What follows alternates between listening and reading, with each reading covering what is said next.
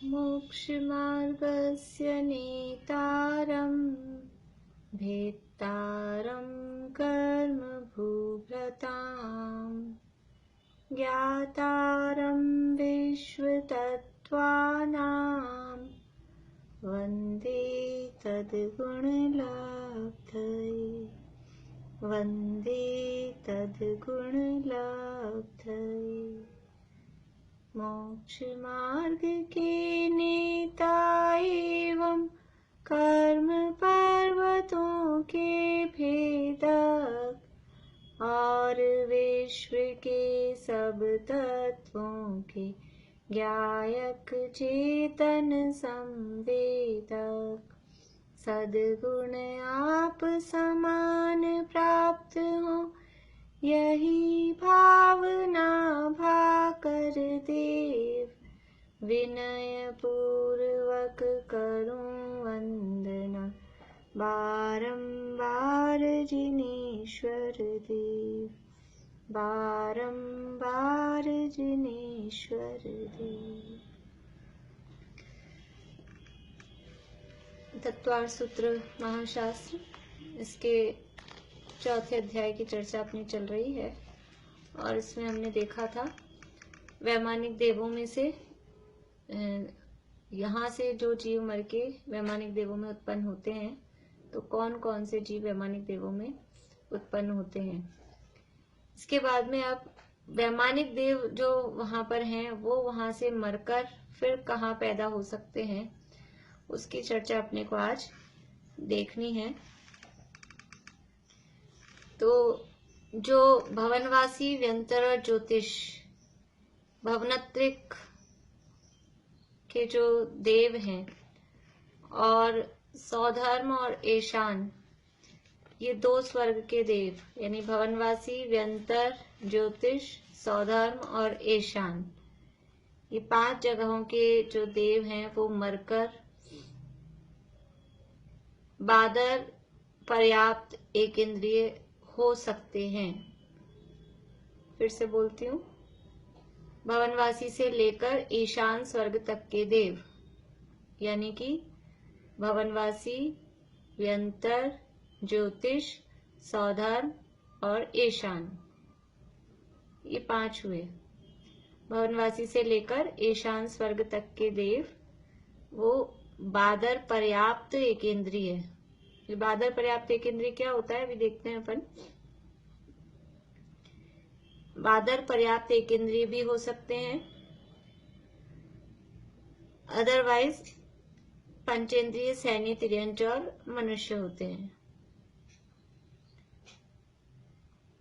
भवनवासी से लेकर और ईशान स्वर्ग तक के देव वो बादर पर्याप्त एक इंद्रिय हो सकते हैं अथवा सैनी पंचेंद्रिय पर्याप्त तिर्यंच या मनुष्य होते हैं।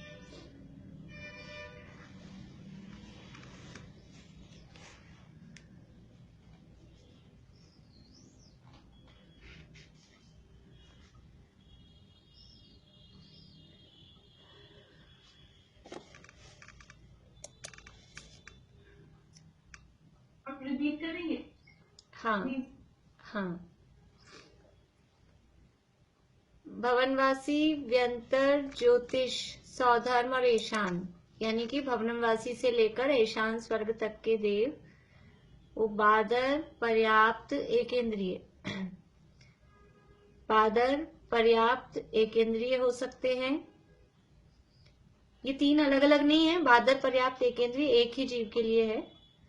बादर पर्याप्त एक इंद्रिय हो सकते हैं अथवा संगी पंचेंद्रिय पर्याप्त तिर्यंच या मनुष्य हो सकते हैं।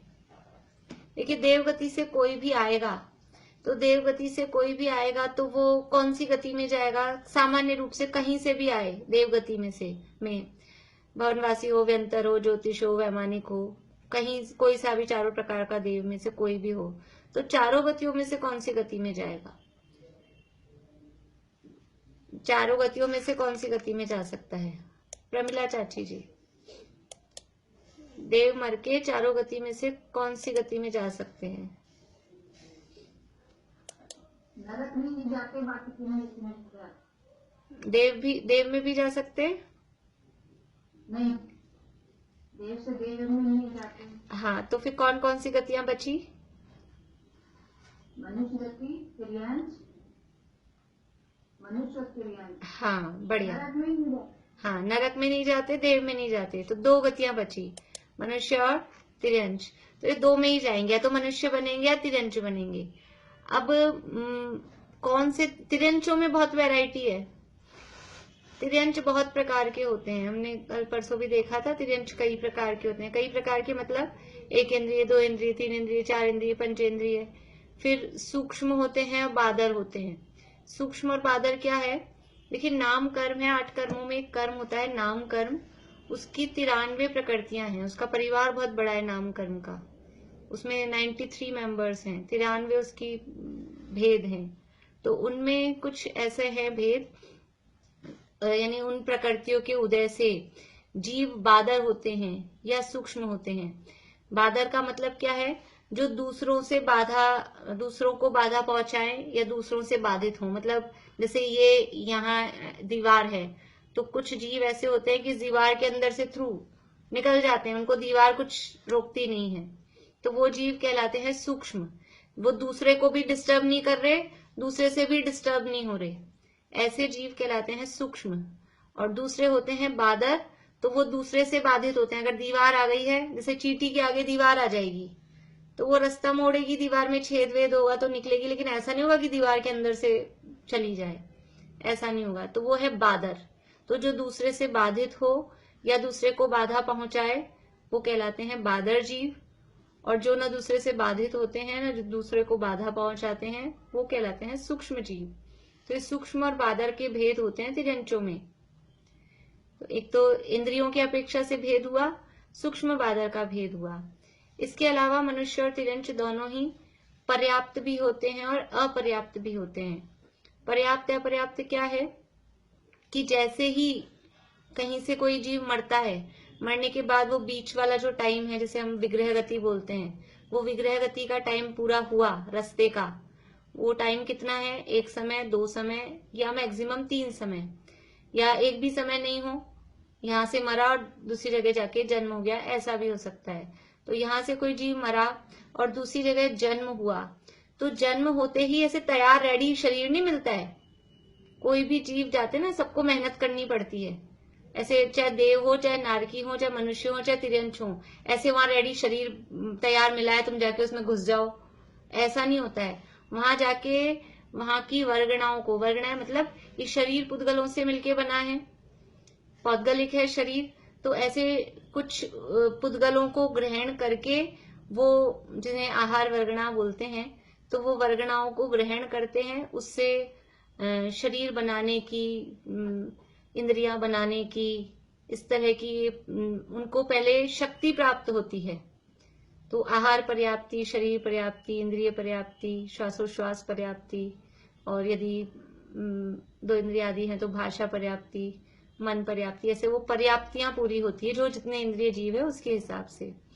तो उनको सबसे पहले जैसे ही जन्म हुआ, जन्म होते ही फर्स्ट अंतर्मूर्त, सबसे पहला जो अंतर्मूर्त है, यानी कुछ मिनट्स का टाइम, कुछ सेकंड्स का टाइम। अंतर्मूर्त का मतलब ऐसा पौन घंटा इतना लंबा नहीं, अंतर्मूर्त मतलब छोटे भी होते हैं अंतर्मूर्त, तो कुछ सेकंड्स या कुछ मिनट्स का टाइम ऐसा होता है कि वो जैसे ही यहाँ से कहीं से भी मर के वहां पहुंचा, पहुंचते ही सबसे पहले उनको ये पर्याप्ति, वो जैसा कर्म उदय में लेकर आया है, जैसा भी कर्म उदय में लेकर आया, उस हिसाब से उसके 4, 5, 6 जैसी भी पर्याप्तियां होनी होती है, वो पर्याप्तियां पूरी करता है।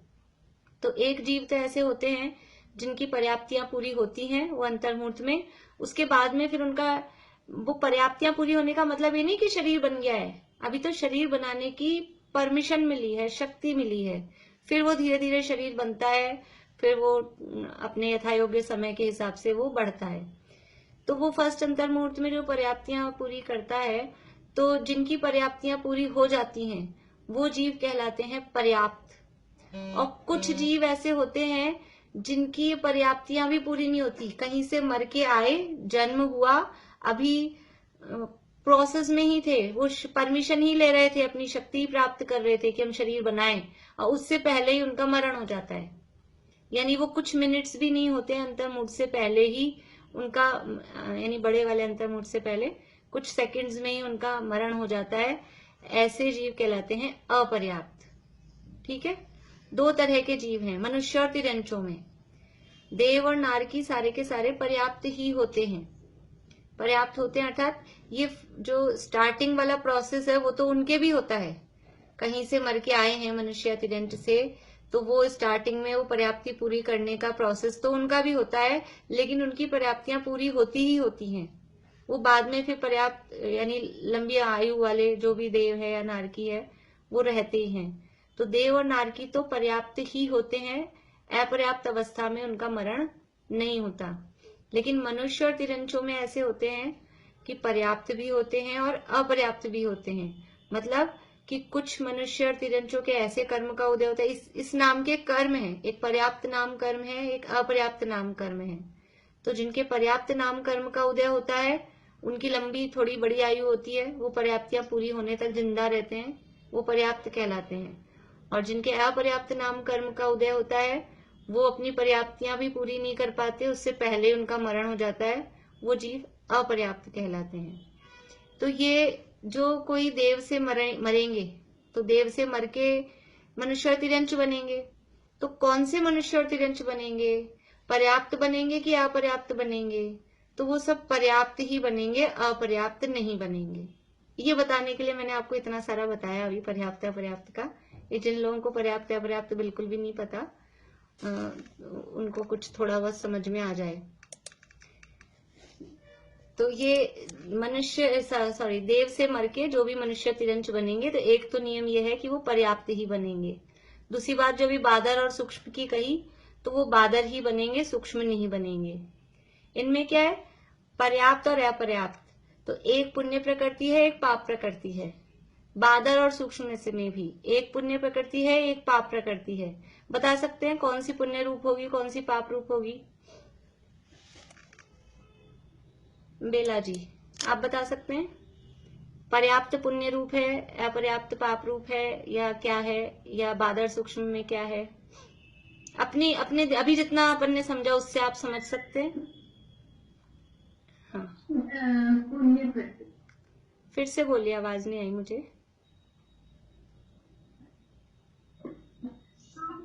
पुण्य प्रकृति, सूक्ष्म पुण्य प्रकृति। और पर्याप्त अपर्याप्त में पर्याप्त पुण्य प्रकृति।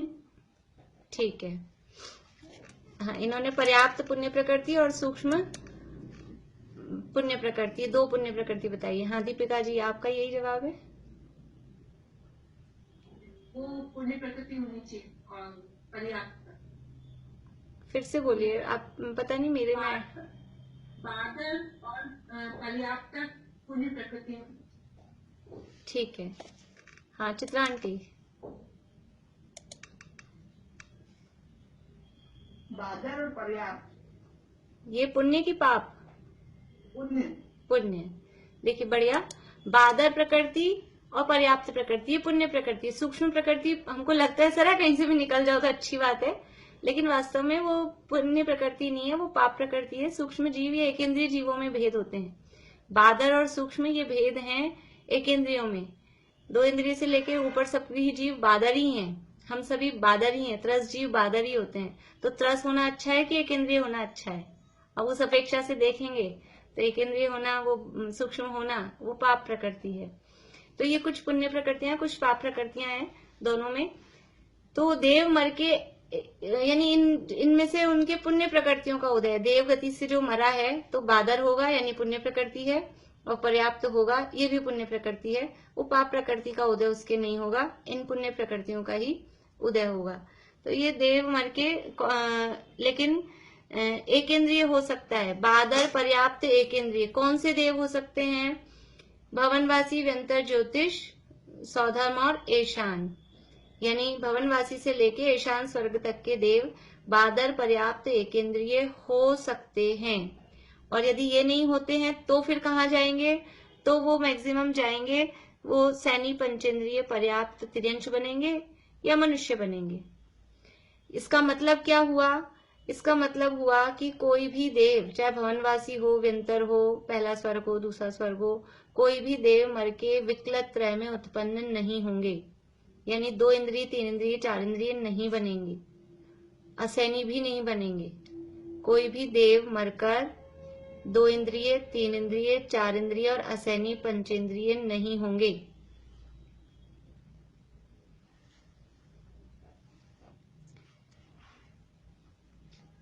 और एक इंद्रिय में भी क्या क्या होंगे? एक इंद्रिय में भी अग्निकायिक और वायुकायिक नहीं होंगे। एक इंद्रिय बनेंगे, लेकिन एक इंद्रिय में भी अग्निकायिक और वायुकायिक नहीं होंगे। कोई भी देव मरकर जो बादर पर्याप्त एक इंद्रिय हो रहे हैं, तो एक इंद्रिय में भी अग्निकायिक और वायुकायिक नहीं होंगे।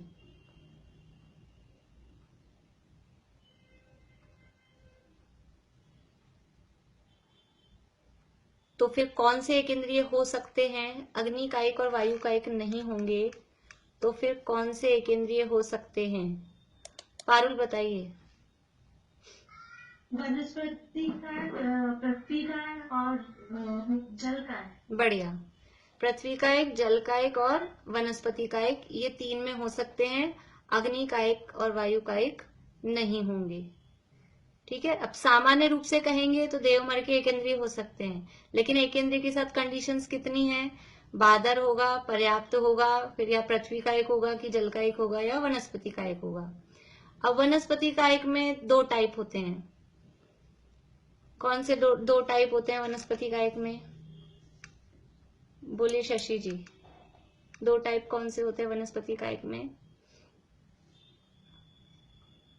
एक तो प्रत्येक होती है। हाँ, बढ़िया। हाँ, दूसरी याद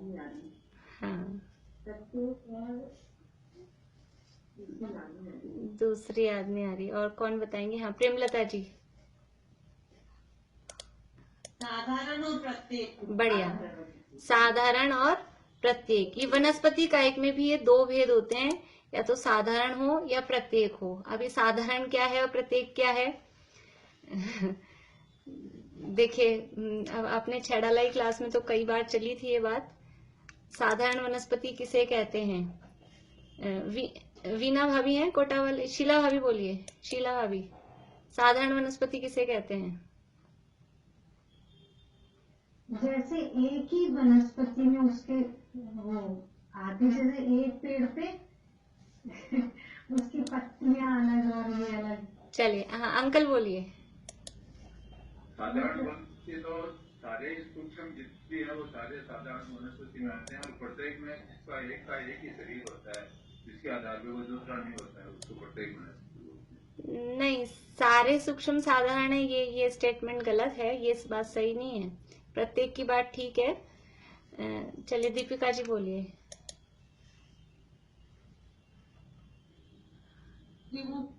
आपके शुरू के वाक्य छूट गए, फिर से बोलिए।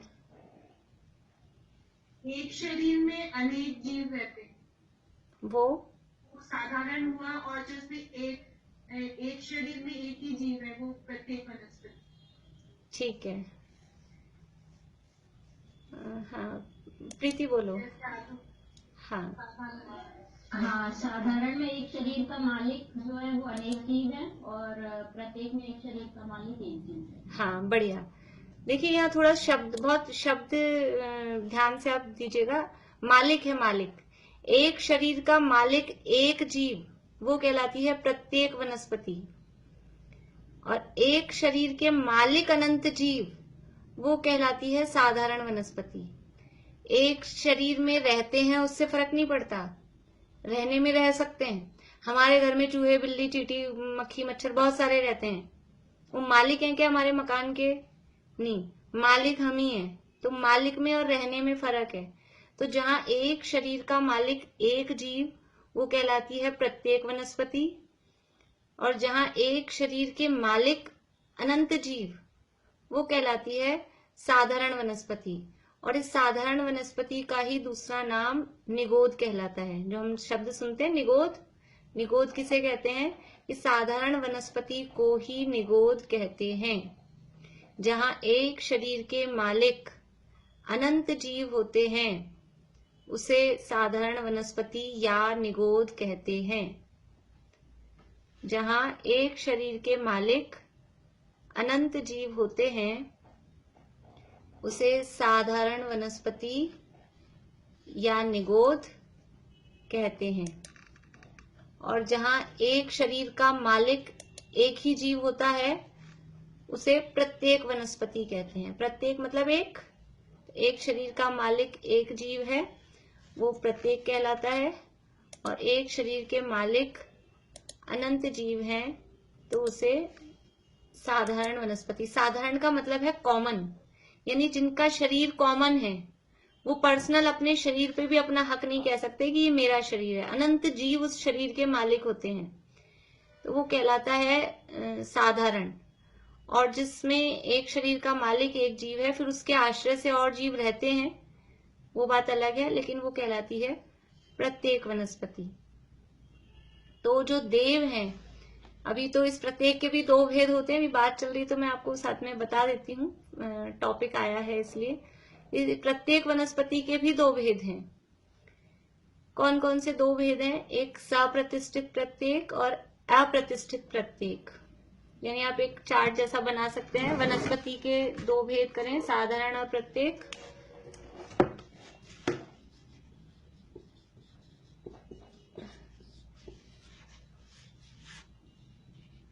एक साधारण और एक प्रत्येक। फिर प्रत्येक के वापस से दो भेद किए, एक सप्रतिष्ठित, सप्रतिष्ठित को अकेला प्रतिष्ठित भी कहते हैं, और दूसरा अप्रतिष्ठित।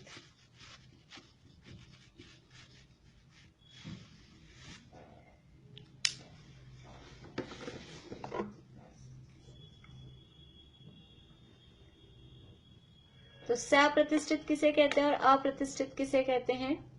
तो प्रत्येक तो है, प्रत्येक का मतलब है एक शरीर का मालिक एक जीव, वो प्रत्येक है। लेकिन सप्रतिष्ठित का मतलब है कि उसमें मालिक तो एक जीव है, लेकिन उसके आश्रय से अनंत जीव, अनंत निगोदिया जीव, ये जो साधारण जीव है ना, इस प्रत्येक जो वनस्पति है, इस प्रत्येक वनस्पति के आश्रय से ये बहुत सारी साधारण वनस्पति रहती है, तो वो कहलाती है सप्रतिष्ठित।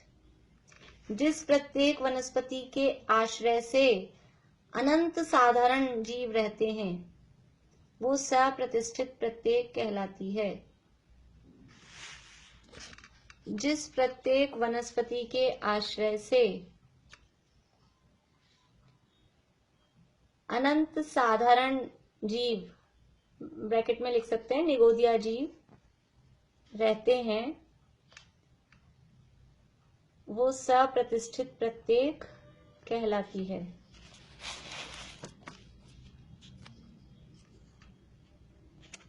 और अप्रतिष्ठित किसे कहेंगे?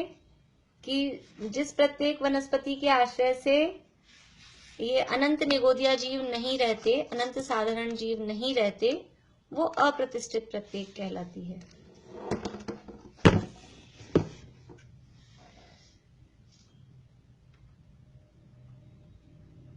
तो वो अभी जैसे आपने किसी ने कहा था ना आलू है साधारण वनस्पति, एक्चुअल में साधारण वनस्पति हमें दिखाई नहीं देती है। ये जो आलू वगैरह हैं ये सब है सप्रतिष्ठित प्रत्येक, यानी प्रत्येक तो है, हमें जो दिखाई दे रही है वो सब प्रत्येक वनस्पति होती है। पर वो आलू साधारण जैसा ही है तो सप्रतिष्ठित, लेकिन साधारण जैसा ही है क्योंकि उसमें अनंत निगोदिया जीव होते हैं। और वो कभी ऐसा नहीं कि कुछ हम उसमें कर लें तो वो शुद्ध हो जाए, मतलब प्रासुक हो जाए, वो अनंत ही रहते हैं उसमें हमेशा, इसलिए वो अभक्ष्य के अंतर्गत आती हैं। जितने भी कंदमूल हैं, आलू गाजर मूली और भी जो भी कंदमूल जितने भी होते हैं वो सब उसी की श्रेणी में आते हैं, सब एक बराबर होते हैं। तो ये वनस्पति की बात अभी इतना ही रोकते हैं, अपनी चर्चा तो देवगति की चल रही है। तो देव मर के तिर्यंच गति में जाते हैं, और तिर्यंचों में ये सब तिर्यंच हैं, एक केंद्रीय वनस्पतियां, ये सब तिर्यंच गति के अंतर्गत आती हैं। तो वो साधारण नहीं होगा, और यानी प्रत्येक होगा, साधारण नहीं होगा। हाँ बोलिए। बताइए ना दोबारा। जिस प्रत्येक वनस्पति के आश्रय से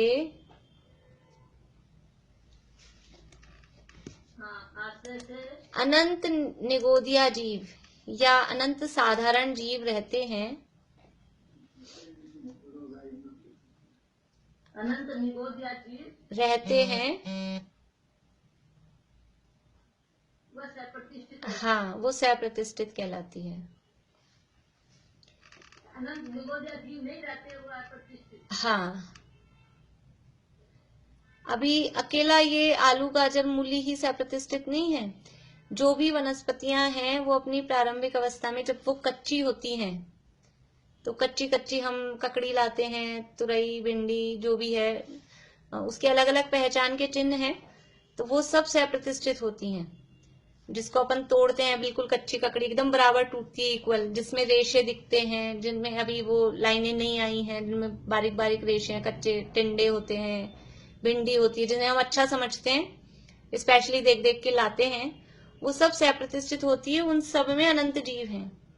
वो जब तक, यानी कैसे पता लगेगा कि जिसमें अभी और बढ़ने की क्षमता है, वो और अभी परिपक्व हो सकती थी, हम उससे पहले ही, यानी वो तोड़ ली गई, हमने तो नहीं तोड़ी लेकिन बेचने वालों ने तोड़ ली, अब उसके ग्राहक मिलते हैं तो वो तोड़ भी लेते हैं।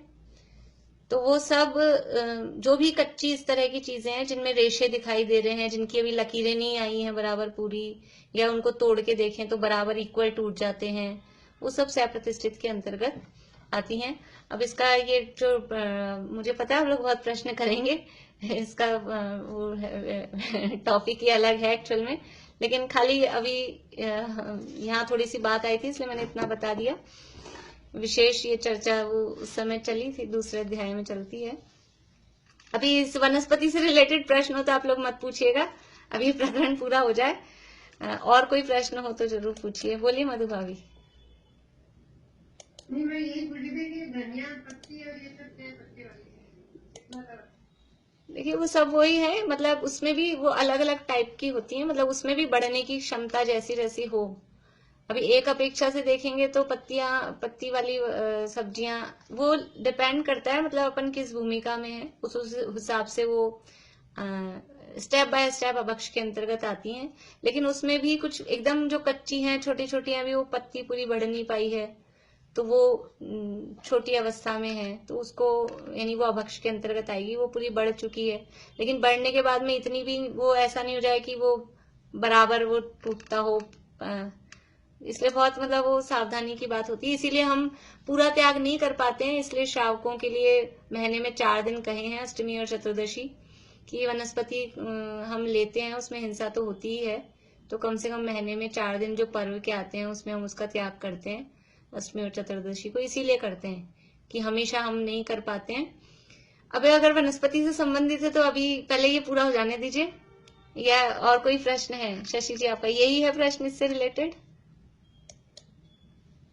क्योंकि ये चलते रहेंगे, ये तो एक के बाद एक। फिर नहीं, ये थोड़ा मुझे बहुत डिस्टर्ब कर रहा था कि इन शैतानों के कई आते हैं वीडियो कि सब्जी को ऐसे काटो, वैसे काटो, इस तरह से काटना चाहिए, तो ये क्रिया का बहुत कुछ होता है, तो ये हमें फॉलो करना चाहिए क्या, क्या है काट सकेंगे? हाँ, तो उसमें कोई दिक्कत? पहली बात तो काटो शब्द ही गलत होता है, अपने यहाँ काटो शब्द ही नहीं बोलते हैं। हाँ, तो वो अगर वो ऐसा भी कहते हैं ना, तो उसमें अपन कर सकते हैं ना, जो चीज अपन फॉलो कर सकते हैं उसको किस तरह से सुधारना है, किस तरह से साफ करना है, तो अच्छी बात है। मतलब जो चीजें अगर वो सही क्रिया बता रहे हैं, मैंने नहीं देखे किस टाइप के वीडियो क्या है, तो वो कर सकते हैं अपन सबको। जैसे एप्पल है तो एकदम बीच में से अपन नहीं करते हैं उसको, यानी बीच में जो उसका वो बीज वाला हिस्सा होता है वो अलग निकले, थोड़ा सा एकदम सेंटर से नहीं, थोड़ा उसके पहले से अपन उसको सुधारते हैं ताकि वो बीच का अलग जो आज निकल जाए, जैसे एप्पल कटर में निकल जाता है ना वो अलग से, उस टाइप से। तो वो थोड़ा से तरीके तो होते ही हैं हर चीज को सुधारने के, कैसे किस तरह से करना है। किसी भी चीज को लंबाई में सुधारना चाहिए, ऐसा बीच में से यूं नहीं करना चाहिए, ताकि अगर उसमें जीव वगैरह होते हैं तो वो बच सकते हैं, बच जाते हैं, पॉसिबिलिटी होती है इस हिसाब से। देखिए, तो ये देव मर के तिर्यंश होते हैं, लेकिन कौन कौन से तिर्यंश होते हैं कि बादर होते हैं, पर्याप्त होते हैं। ठीक है, बादर पर्याप्त एकेंद्रिय हो सकते हैं, भवनतिक से ईशान वाले, और या फिर सैनी पंचेंद्रिय तिर्यंश या मनुष्य होंगे। मतलब इनके बीच के जो रह गए, यानी 2 इंद्रिय, 3 इंद्रिय, 4 इंद्रिय और असैनी नहीं होंगे। इसके बाद में जो तीसरे स्वर्ग से लेके 12वें स्वर्ग तक, तीसरा स्वर्ग कौन सा है और 12वां स्वर्ग कौन सा है? तीसरा कौन सा है और 12वां कौन सा है?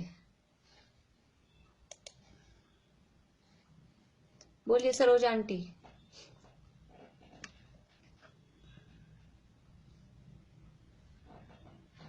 तीसरा तो मामा है सानत कुमार। हाँ, और 12वां? तीसरा सानत कुमार। 12वां? 12वां हो गया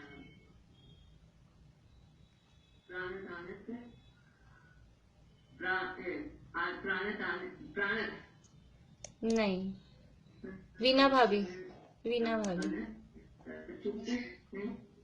ये है सहस्त्रार। हाँ, बढ़िया। 12वां है सहस्रार, तीसरा है सानत कुमार। यानी कि तीसरे स्वर्ग से 12वें स्वर्ग तक, यानी सानत कुमार से सहस्रार तक, वहां के जो देव हैं वो मरेंगे तो वो सैनी पंचेंद्रिय तिर्यंश या मनुष्य बनेंगे, एकेंद्रिय नहीं बनेंगे। अब तीसरे से 12वें स्वर्ग तक के देव सैनी पंचेंद्रिय पर्याप्त तिर्यंश या मनुष्य, जो यथा योग्य जो बनना हो उनको वो बन सकते हैं, लेकिन वो अब एकेंद्रिय नहीं बनेंगे।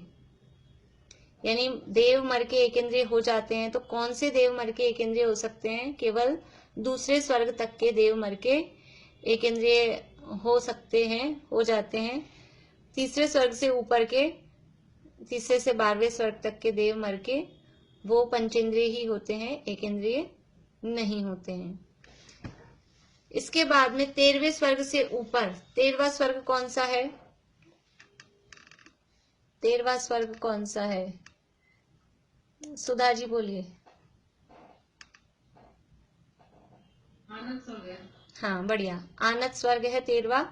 तो आनत स्वर्ग से लेकर और ऊपर के सर्वार्थ सिद्धि तक के जो भी हैं, सामान्य कथन कर रहे हैं अभी, कॉमन। तो आनत स्वर्ग से लेकर सर्वार्थ सिद्धि तक के जो भी देव हैं वो मर के मनुष्य ही बनेंगे, और मनुष्य सैनी पंचेंद्रिय ही होते हैं, सैनी पंचेंद्रिय पर्याप्त मनुष्य ही बनेंगे, तिर्यंश नहीं बनेंगे। 13वें स्वर्ग से ऊपर से जो भी आएंगे वो तिर्यंश नहीं बनेंगे, मनुष्य ही बनेंगे। बोलिए चित्रा आंटी।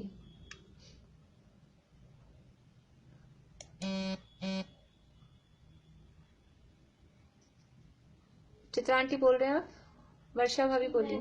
हाँ बोलिए। तो है एक इंद्रिय, 2 इंद्रिय, 3 इंद्रिय, 4 इंद्रिय भी तो बन सकते हैं ना, तो एक इंद्रिय बनेंगे। अभी यही तो बताया, 2 इंद्रिय, 3 इंद्रिय, 4 इंद्रिय नहीं बनेंगे। नहीं, तो एक इंद्रिय तो बन जाएंगे। एक इंद्रिय बन सकते हैं, लेकिन 2 इंद्रिय, 3 इंद्रिय, 4 इंद्रिय नहीं बन सकते, ऐसा है। एक इंद्रिय बन सकते हैं लेकिन विकलत्रय नहीं होंगे, ये नियम है। इसीलिए विशेष मैंने 2-3 बार कहा कि एक इंद्रिय बन सकते हैं लेकिन 2 इंद्रिय, 3 इंद्रिय, 4 इंद्रिय नहीं बनेंगे, असैनी भी नहीं बनेंगे। या तो एक इंद्रिय बनेंगे, नहीं तो सैनी पंचेंद्रिय बनेंगे। बोलिए अंकल। 13वें से स्वर्ग से लेके ऊपर तक के मर करके देव है वो मनुष्य बनते हैं, तो वो कर्म भूमि और अपने उसमें दूसरी जो भूमि है उसमें भी जा सकते हैं क्या? देखिए, वैसे तो अभी मैं कॉमन नियम बताने वाली हूँ, लेकिन अब आप बताइए कि कोई देव ऊपर के कहीं के भी देव मर के भोग भूमि में जा सकते हैं क्या? नहीं। क्यों नहीं जा सकते?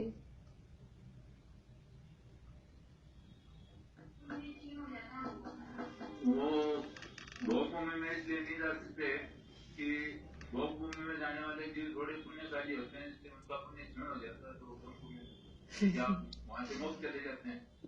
नहीं, कर्म भूमि से मोक्ष चले जाते हैं। नहीं, ऐसा नहीं है। चलिए, हाँ बोलिए सूरत वाले अंकल। क्योंकि वो वहाँ उनका जन्म भोग भूमि से जाके ही होता है, इसलिए दोबारा भोग भूमि में नहीं जाते। तो दोबारा भी आ सकते हैं, उसमें क्या है? दोबारा क्यों नहीं आ सकते? वापस भोगभूमि में उत्पन्न नहीं होता है ना। नहीं तो वापस कहाँ हो रहे हैं? वो पहले देव में गए फिर आ रहे हैं भोगभूमि में। चले दीपिका जी बोलिए। भोगभूमि में तो केवल मनुष्य जाके कर्मभूमि। हाँ बढ़िया। भोग भूमि में ऐसा नियम है कि भोग भूमि में कोई देव मर के नहीं जाते, कर्म भूमि के मनुष्य तिरंज ही मर के भोग भूमि में जा सकते हैं। ये नियम है। ऐसे ही अभी वो नियम मैं बताने वाली थी, वो भी नियम है कि जो देव होंगे तो वो देव हो रहे हैं, वो कहाँ के बनेंगे मनुष्य तिरंज, कि कर्म भूमि में ही उत्पन्न होंगे। कोई भी देव मर के उत्पन्न होगा तो वो कर्म भूमि में ही मनुष्य या तिरंज बनेगा, भोग भूमि में नहीं बनेंगे। जैसे अभी हमने पर्याप्त अपर्याप्त का देखा, बादर सूक्ष्म का नियम देखा, ऐसे ही ये भी नियम है कि कोई भी देवों के साथ भी नारकियों के साथ भी, कोई नारकी मर के भोग भूमि में उत्पन्न हो सकते हैं क्या? नारकी भी मर के भोग भूमि में नहीं उत्पन्न होते। तो ये कुछ नियम कॉमन है देव और नारकियों के लिए। जैसे कि वो जैसे नारकी तो एक इंद्रिय भी नहीं होंगे, लेकिन देव और नारकी दोनों ही पर्याप्त होंगे और बादर होंगे और सैनी पंचेंद्रिय होंगे यदि एक इंद्रिय देव नहीं हो रहे हैं तो, और कर्म भूमि में ही उत्पन्न होंगे। ऐसा कुछ सामान्य नियम भी उनके साथ में है। तो जो भी देव हैं वो मर के कर्म भूमि के ही मनुष्य अथवा तिर्यंश बनेंगे, ये सामान्य नियम है। अब वो 13वें स्वर्ग से ऊपर के हैं, 13वें से लेकर आगे के, तो वो मनुष्य ही बनेंगे। 3रे से 12वें तक के हैं तो वो पंचेंद्रिय मनुष्य या तिर्यंश बन सकते हैं। और अगर भवनवासी से लेके ईशान तक के हैं तो वो एक इंद्रिय भी हो सकते हैं या फिर पंचेंद्रिय भी हो सकते हैं। जैसा जिनकी परिणति हो उस हिसाब से वो हो सकते हैं। तो ये तो नियम हुए। अभी सामान्य नियम फिर से आप देख लीजिए कि कोई भी देव मर के अग्नि का एक नहीं होगा, वायु का एक नहीं होगा, अपर्याप्त नहीं होगा, साधारण नहीं होगा, सूक्ष्म नहीं होगा और भोग भूमिका भी में भी उत्पन्न नहीं होगा। इसके अलावा कोई भी भवनत्रिक से आकर, ये फिर से बोलूं, एक बार फिर से बोल देती हूँ, कोई भी देव मरकर अग्निकायिक, वायुकायिक, अपर्याप्त, साधारण, सूक्ष्म, ये तो एक इंद्रियों के अंतर्गत नहीं होंगे और भोग भूमि में भी उत्पन्न नहीं होंगे।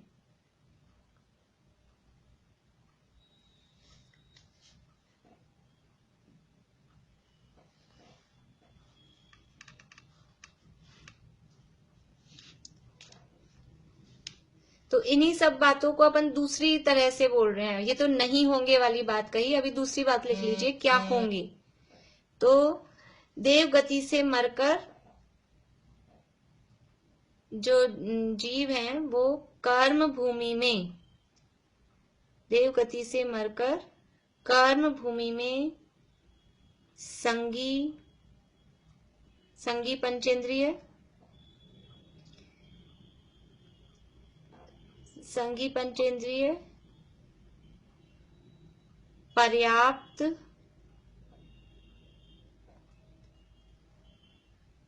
संगी पंचेंद्रिय, पर्याप्त और गर्भज ही होते हैं।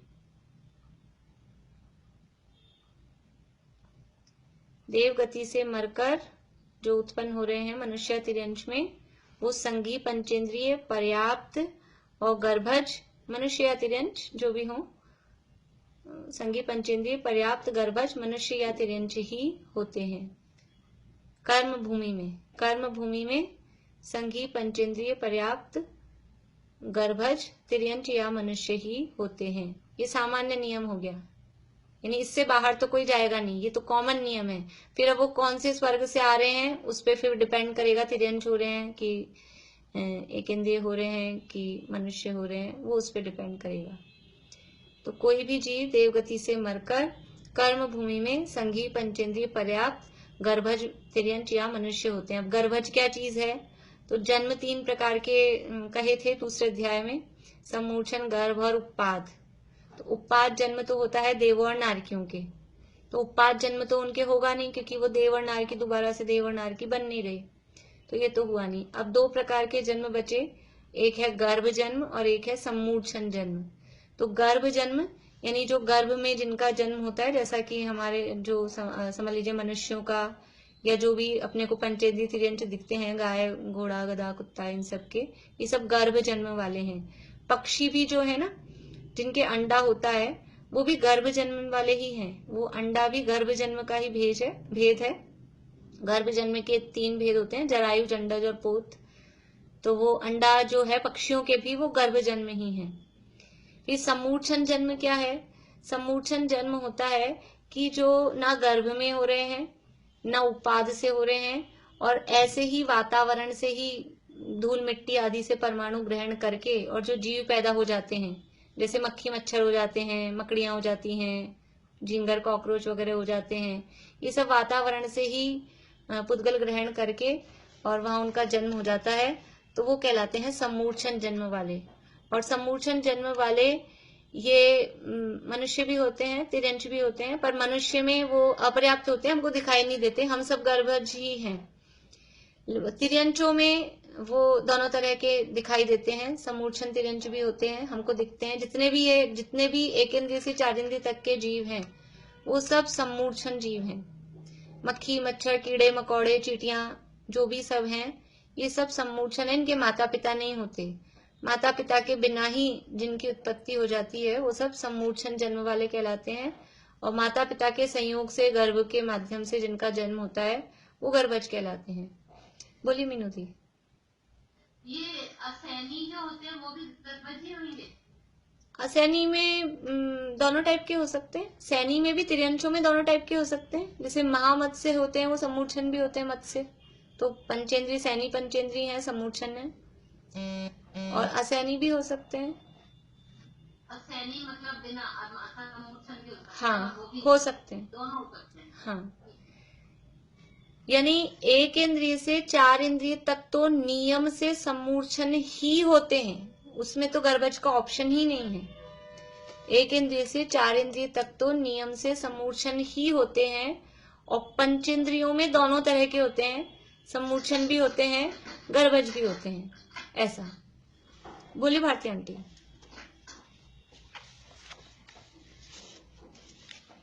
बोलिए आप।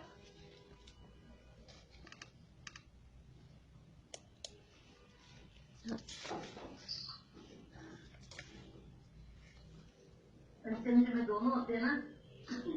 हाँ बोलिए, आप पूछिए। सूरत वाले अंकल आप पूछिए, भारती आंटी की आवाज नहीं आ रही। ये देवगति से आगे बादल पर्याप्त एक इंद्रिय तो हो सकते हैं, इसमें सामान्य नियम में ये नहीं लिखाया क्या? फिर से बोलिए आप। देवगति से आगे बादल पर्याप्त तक एक इंद्रिय, अग्नि और वायु को छोड़ के बाकी चीज तो हो सकते हैं ना? हाँ, ये सामान्य नियम में नहीं है क्या? सामान्य नियम है ना कि देव गति से आकर बादल ही होंगे, पर्याप्त ही होंगे, अग्नि का एक वायु का एक नहीं होंगे। सामान्य नियम में आपने वो मैंने अभी पहले लिखवा दिया था ना, थोड़ी देर पहले। पहले लिखवाया था। हाँ, वो भी नियम है ही, वो नियम तो है ही जो पहले लिखवा दिया था। ये और सामान्य में है। वो क्या, मैं बीच में समझाते लिखाती रही ना आपको। मैं और आपको लिख के सेंड कर दूंगी, आप लोग फिर मिला लीजिएगा। अपन कल फिर से इसको कंफर्म कर लेंगे, जो भी लिखा है ना, कल से रिवीजन करके कंफर्म कर लेंगे। बोलिए भारती आंटी। अनम्यूट करिए आप फिर से। आप आवाज सुन रही मेरी? हाँ हाँ बोलिए। मैं बोल रही थी, क्या पूछ रही थी, मैं तो भूल भी गई। चलिए, आपको याद आए जब आप पूछ लीजिएगा। नहीं, क्या पूछ रही थी मैं? सम्मूर्छन जी क्या पूछ रही थी? हाँ, नहीं, आपने जो बताया था ना, गर्भज का जन्म का अंडज और वो, हाँ, उसका जो 3 तरह का जन्म, उसका मैं जरा सा एक बार थोड़ा सा हाँ, समझा देते एक बार। और एक ना ये सम्मूर्छन जी जो बोल रहे हैं 1 इंद्रिय से 4 इंद्रिय तक का, उसका जैसे जो हम लोग साइंस में पढ़े हैं उसमें तो होता है कि मीट करके मतलब ये लोग मतलब लार्वा से या कोई उस तरीका से। देखिए वो साइंस कहता है, वो साइंस में कहते हैं, लेकिन एक्चुअल में ऐसा नहीं है। जितने भी एक इंद्री से 4 इंद्री तक के जीव हैं वो सब नपुंसक वेदी होते हैं, एक बात, और वो सब सम्मूर्छन होते हैं, दूसरी बात। जिनवाणी में ये कहा गया है कि वो सब नपुंसक वेदी हैं, तो उनमें स्त्री पुरुष का भेद ही नहीं है, तो वो नर मादा का ऐसा कोई भेद हो वो बात ही नहीं बनती है, और वो सब सम्मूर्छन ही होते हैं। चींटियों के अंडे कहते हैं और मच्छरों के अंडे कहते हैं, वो सब उनकी पूर्व अवस्था है। अंडे से वो उत्पन्न नहीं होते हैं, एक्चुअल में अंडा होता है गर्भ जन्म में। आप लोगों को थोड़ा और अभी बहुत ज्यादा डिटेल अपन नहीं कर पाएंगे, ये अपने तत्वार्थ सूत्र में ही दूसरे अध्याय में ये जन्म और योनि के ये सब दिया है, आप लोग देख सकते हैं पेज नंबर 121 पे, अपनी ही पुस्तक में 121 नंबर पेज पे ये थोड़ा से भेद दिए हैं सम्मूर्छन, गर्भ और उत्पाद के 2-3 पेज हैं, तो जो जिनको इच्छा हो वो वहां से और विशेष रूप से देख सकते हैं। 121 नंबर पेज पे अपने तत्वार्थ मणि प्रदीप में दिया है। तो यानी क्या क्या हो गया अपना नियम कि जो देवगति से आ रहे हैं वो कर्म भूमि में हो रहे हैं, संघी, पर्याप्त और गर्भज ही हो रहे हैं। वो एक इंद्रियों को छोड़ देना वो बात एक अलग है, वो नियम अपन ने लिख ही लिया है, लेकिन अगर मनुष्य और तिरंज पंचेंद्रिय हो रहे हैं तो वो गर्भज ही होंगे, सम्मूर्छन मनुष्य या तिरंज नहीं होंगे। सम्मूर्छन होते हैं बिना माता पिता के, ये मछलियां होती हैं, मेंढक होते हैं, दोनों टाइप के होते हैं। मेंढक में भी सम्मूर्छन भी होते हैं, मछलियों में भी सम्मूर्छन भी होते हैं, तो वो लंबे समय तक जिंदा भी रहते हैं, ऐसा नहीं कि उनकी शॉर्ट आयु हो, ऐसा भी नहीं है, लंबे समय तक जिंदा रहने वाले, और साइज में भी बड़े हो सकते हैं, ऐसा नहीं कि सम्मूर्छन है तो छोटा सा ही होगा, ऐसा नहीं है, आकार में भी वो बड़े बड़े होते हैं, हो सकते हैं। तिरंचों में इस तरह से होते हैं। और मनुष्य सम्मूर्छन होते हैं वो बहुत यानी वो अपर्याप्त होते हैं, वो हमें दिखाई नहीं देते, और हम सब तो सब गर्भज ही हैं, ऐसा। अब ये जो देवगति से आ रहे हैं उसमें देवों से आकर 63 शला का पुरुष बन सकते हैं। देखो नरकों के संबंध में हमने देखा था कि पहले दूसरे तीसरे नरक से आके तीर्थंकर भी हो सकते हैं। इसके अलावा कोई भी शलाका पुरुष नरक से आके नहीं बनते, नरक में चले जाते हैं चक्रवर्ती हो, नारायण हो, प्रतिनारायण हो, ये नरक में चले जाते हैं, लेकिन नरक से आके कोई भी 63 शलाका पुरुष नहीं बन सकते। अभी कौन कौन से होते हैं 63 शलाका पुरुष, कौन बताएंगे मुझे?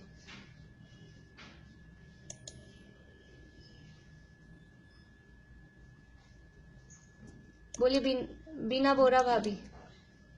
63 शलाका पुरुष 24 तीर्थंकर और नारायण नो प्रतिनारायण और वो नारायण नो प्रतिनारायण और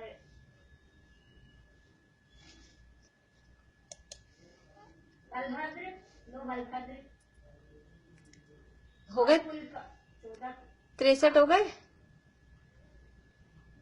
24 और नो नारायण नो प्रतिनारायण नो बलभद्र। बस यही याद है। चलिए आप पूरा करिए सुलोचना जी, इनका क्या रह गया?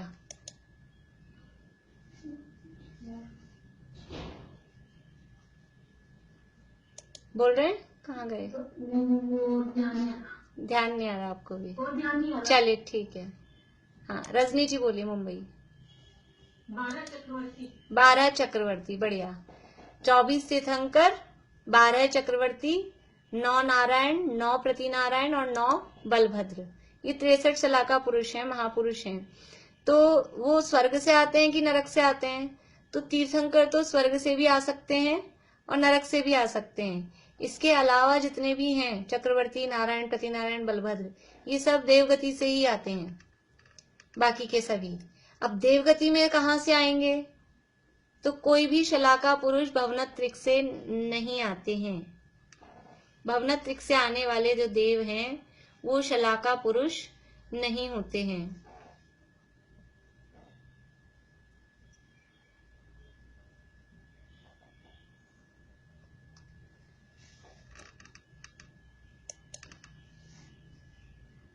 सौधर्म से लेकर यानी पहले स्वर्ग से लेकर और ग्रैव्यक तक के जो देव हैं, ग्रैव्यक से आने वाले, सौधर्म स्वर्ग से लेकर और ग्रैव्यक तक के देव, वो आके 63 शलाका पुरुष हो सकते हैं।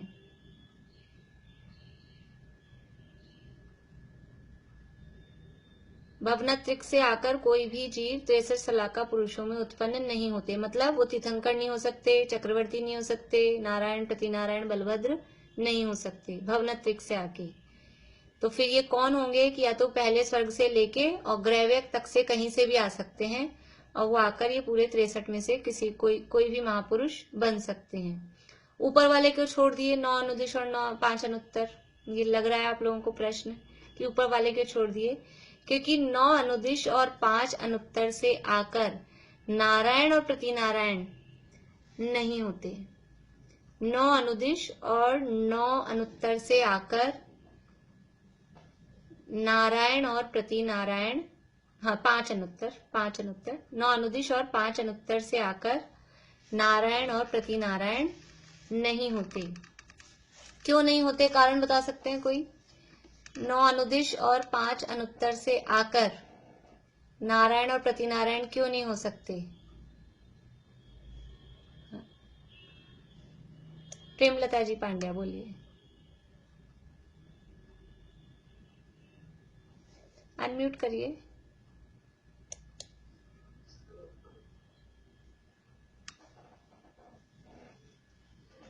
वो अनुत्तर और वहाँ पे सम्यक दृष्टि जीवी जाते हैं, भावन मुनि आदि जाते हैं। हाँ,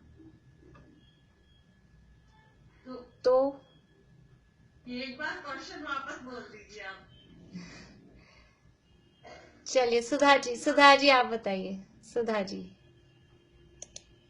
क्योंकि वो तो सब समय दृष्टि जीव होते हैं, तो इसलिए वो नारायण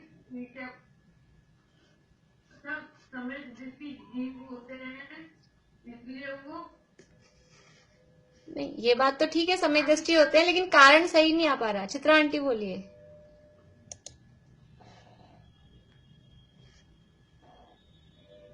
चलिए जल्दी बोल रहे हैं चित्रा आंटी, आवाज नहीं आ रही आपकी।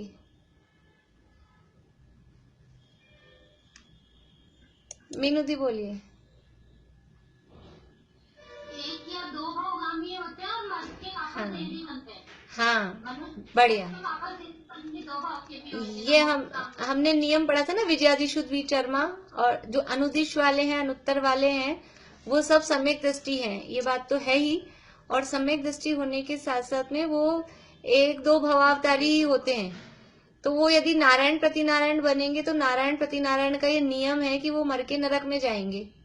तो वो अनुदिश अनुत्तर से आके नारायण प्रतिनारायण बन गए, फिर वो नरक में गए, तो वो ऐसा नहीं होता कि अनुदिश अनुत्तर से जो आए वो उस भाव में फिर उस भाव के बाद नरक में जाए।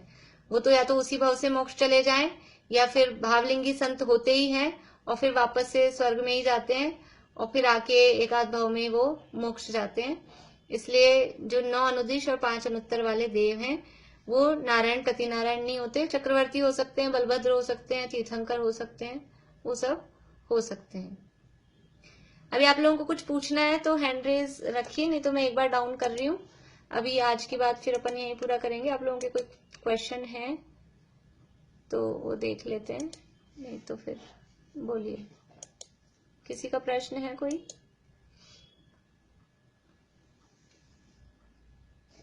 हाँ शशि जी बोलिए, इनके बाद दीपिका जी। 14 कुलकरों को किस में लेंगे? 14 कुलकर के लिए अपन ने देखा था ना, वो पूर्व भाव में विदेह क्षेत्र में होते हैं, क्योंकि कुलकर हैं वो भोग भूमि में उत्पन्न हो रहे हैं। कुलकर भोग भूमि में उत्पन्न हो रहे हैं, भोग भूमि में देवगति से तो आएंगे नहीं। अभी अपन ने नियम देखा, देवगति से कोई भोग भूमि में जन्म नहीं ले रहा। जब अपन ने कुलकर पढ़े थे तभी ये नियम देखा था, ये पूर्व भाव में विदेह क्षेत्र में कोई बड़े सेठ होते हैं कि राजा होते हैं, इस तरह के होते हैं, और वहां कुछ विराधना के फल में वापस मनुष्य बनते हैं, तो भोग भूमि के मनुष्य बन जाते हैं। कुलकर हैं वो भोग भूमि में उत्पन्न हो रहे हैं अभी यहाँ अवसर्पणी में, तो इसलिए बोलिए दीपिका जी।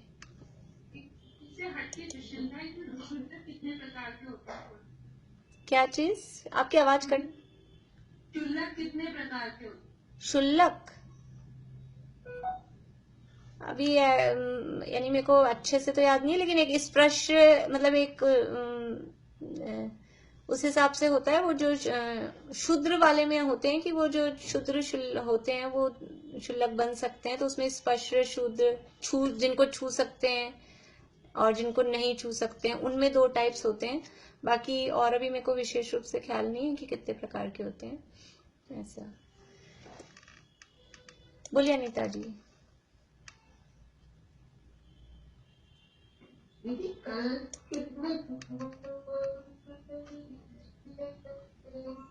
कल्प कितने होते हैं, ये प्रश्न है आपका?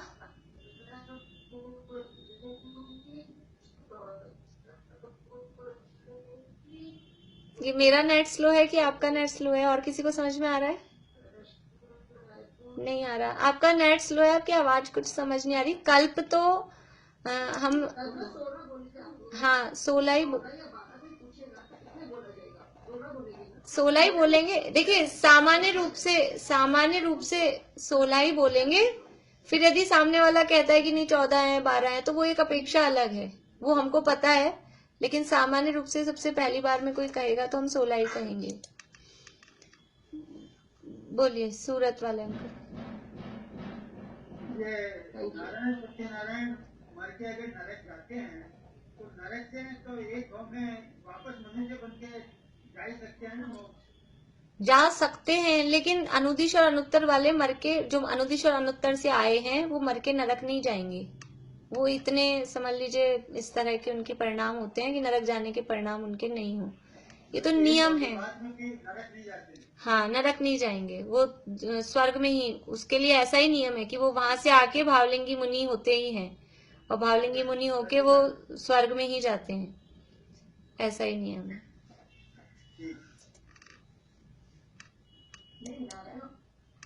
चलिए और किसी का प्रश्न है कोई? रेणु जी लोहाड़ी आपको पूछना है? नहीं? चलिए पूरा करें। जिनवाणी स्थिति बोलते हैं।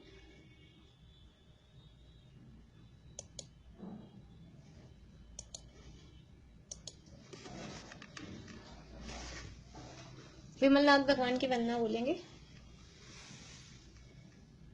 बस आत्मा ही बस रहा जिनके विमल श्रद्धान में, निज आत्मा बस एक ही नित रहे जिनके ध्यान में, सब द्रव्य गुण पर्याय जिनके नित्य झल के ज्ञान में, वे वेद विरहित विमल जिन विचरे हमारे ध्यान